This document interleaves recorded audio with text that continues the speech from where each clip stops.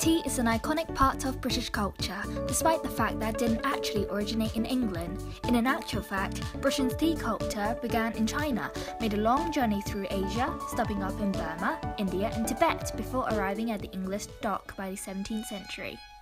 Across Britain, an impressive 165 million cups of tea are consumed every day. That adds up to 60.2 billion cups a year. Ireland are the only nation to beat Britain cups per capita, and it's fascinating to know how a simple drink grew for the first time was so popular in the West. Let's take a look at some numbers. The average person in Britain drinks 876 cups of tea every year. Of course, not all at once. That's enough to fill 2 whole bathtubs per person. If you know someone who drank that much tea by 9 o'clock most morning, stick around and find out things you never know about the nation's favourite drink. Britain's shelves are full of as many different brands of tea as you can imagine.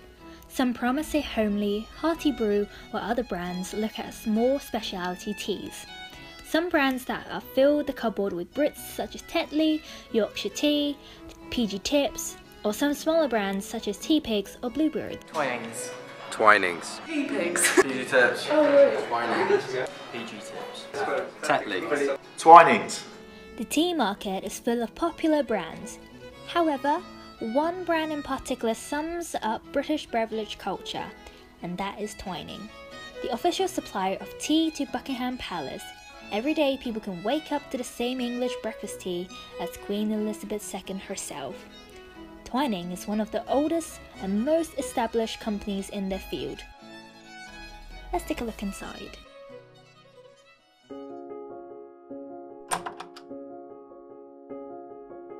Inside this unassuming little shop at 216 The Strand in central London is a quinted labyrinth of tea. Not only the standard English breakfast for the morning wake-up drink, or the fancy Earl Grey stuff in case of visitors, but loose-leaf concoctions and fragrant and relaxing beverages with innovative twists. Just looking at the stately shelf packed with infusion that have arrived here in London from India and China to make their way into your favourite teapot takes your breath away. And even standing here in the doorway, that smells is so evocative, an explosion of exotic, vibrant colours and tastes. Do you prefer tea bags or loose tea leaves in your tea? I prefer tea bags. Tea bags. Tea bags. For the convenience. I prefer loose tea. What's your favourite brand of tea? I'd say Twinings. Earl Grey. And Yorkshire tea is my favourite brand for every day. Okay. I love Pukka tea. Oh yeah. A lot of people say Pukka, a lot say Pukka, it's kind of like potato.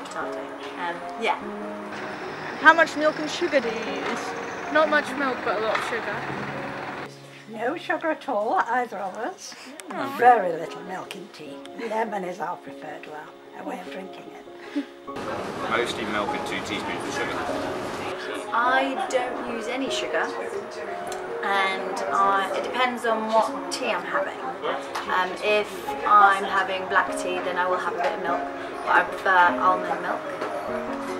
How often a day do you drink tea? About twice a day.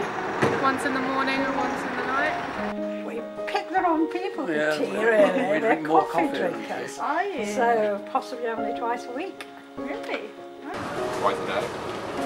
I have green tea in the morning, and then I'll have a coffee around midday, but then I'll go back on to tea for the afternoon. That's fine, yeah, it's like whatever you want. So, when you do drink tea, when is your favourite time to drink it? Afternoon. In the afternoon. Afternoon tea?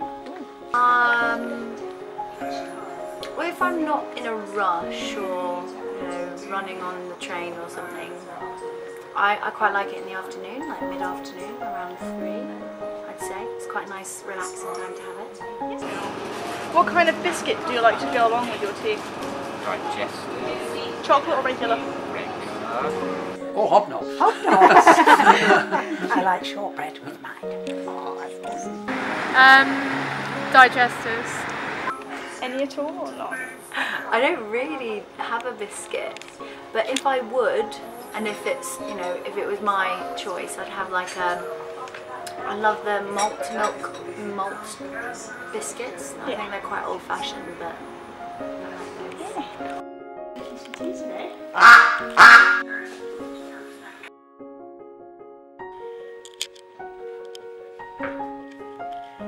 So today I'm just making a cup of tea, as I do, and I've been using Twinings Earl Grey like since my first cup of tea really, so yeah. I put the kettle on, I get the tea, I get my cup, and then by the time that's done it's already hot, so I just pour it up till about 3/4 of the way.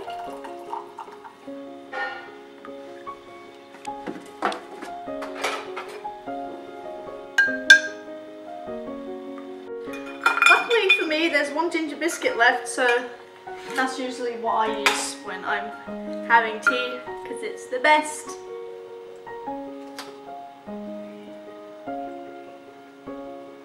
Maybe you're happy with a Buddhist brew, or maybe green tea or chai tea is your ideal of a perfect cuppa. This shop has it all. Twinings has been the leader in the British tea market since its creation in 1706, and the man we have to thank for is the great man himself, Thomas Twinings. Mr. Twining was working for the East India Trading Company employed by a gentleman named Thomas VIII. He opened Britain's first tea room in 1706 after purchasing Thomas' Coffee House, this building right here. Twining had been selling tea along with coffee, but soon the fine tea he has supplied were becoming more popular than coffee. He began to sell dry leaves so that people could brew their own tea at home, turning what has been an exotic beverage into a staple of our culture.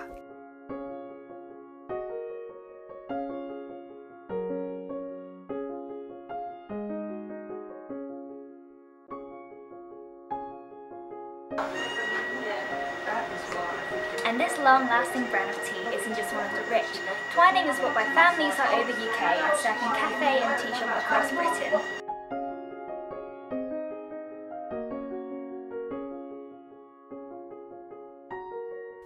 Now, tea obviously didn't sell itself here. The transportation of dry leaves were instigated by the East India Company, a trade company that was at the forefront of the trade globalization. The East India Company were accountable for a massive 50% of the world trade, specializing in what has once been an exotic and unimaginable and making it available to purchase from cities such as London. Some of these things include fine fabrics such as silk and cotton, dyes that couldn't be sourced in the Western world, and food items such as salt and spices, and for Thomas Twining, most importantly, tea. Interestingly enough, tea was always sold as loose leaf until the 20th century. The idea was that tea maker would use a metal strainer to infuse the water with the tea and then remove it. In fact, it was an accidental invention. When American tea merchant Thomas Sullivan in 1908 would send small sample of tea in silken bag to customers, these customers misunderstood that the bag was intended to be opened and poured into a strainer, and instead they used the bag itself as the strainer. This little accidental invention led to a development and improvement to remove the need of a strainer and was very popular in the US. Of course, it took much longer than you think. However, to popularize the tea bag in Britain, Tetley was driving force of tea bags in the early 1950s and even bring into the 60s. Maybe it's part of your everyday life. Maybe you're just not a fan. But tea has such rich and fragrant history that spans all over the world and has made its mark on British culture. Thanks to Thomas Twining and Thomas Sullivan for the tea bag accidental invention, Britain has so much more to come. Now run along and go make yourself a cup of tea.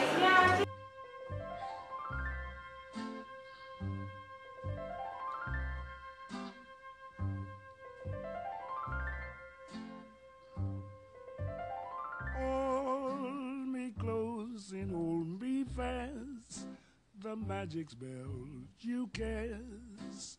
This is La Vie en Rose. When you kiss me, heaven sighs, and though I close my eyes, I see La Vie en Rose. When you press me to your heart, and in a world apart, a world where roses bloom, And when you speak, angels sing from above. Everyday word seems to turn into love song. Give your heart and soul to me, and life will always be la vie en rose.